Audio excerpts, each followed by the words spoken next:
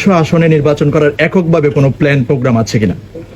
দেখেন, আপনার প্রশ্ন খুবই গুরুত্বপূর্ণ। আমি জানি না, ওই জরিপ আমি দেখি নাই। যদি ওই জরিপে এরকম এসেই থাকে, সেটা আমাদের কোনো কৃতিত্ব না, এটা আল্লাহ রাব্বুল আলামিনের কৃতিত্ব। সমস্ত কৃতিত্ব আমি আল্লাহকেই দিচ্ছি।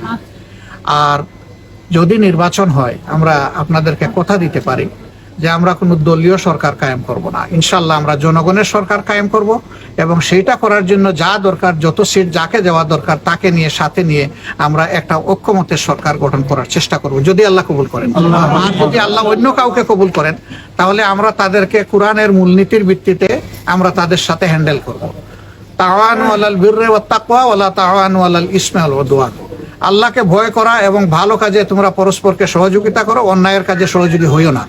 যদি তখনকার সরকার অন্য কেউ হয়, তারা যদি ভালো কাজ করে, তারা আমাদের পূর্ণ সমর্থন এবং সহযোগিতা পাবে, কিন্তু অন্যায় করলে সবার আগে আমরাই প্রতিবাদ করবো। আসলে এ পর্যন্ত যতজন শহীদের পরিচয় পাওয়া গেছে, আলহামদুলিল্লাহ আমাদের লোকেরা সব পরিবারে পৌঁছে গেছে। এবং আমাদের একটু আর্থিক সহযোগিতা, আমি সহযোগিতাও বলতে আমার লজ্জা হচ্ছে, অংশগ্রহণ, তাদের কষ্টে অংশগ্রহণ, আমরা এটাও আলহামদুলিল্লাহ পৌঁছে দিচ্ছি, এবং এটা প্রাথমিক। এরপরে আরো অনেক কিছু করার আমাদের আশা আছে, যদি আল্লাহ আমাদেরকে কবুল করেন। দোয়া করবেন। জামাতে ইসলামের পক্ষ থেকে কোনো মামলা হবে না, কিন্তু ক্ষতিগ্রস্ত পরিবার, ভিকটিম পরিবার, তারা যদি কোনো মামলা করতে চায়, আমরা তাদেরকে সহযোগিতা করব, বাধা দেব না।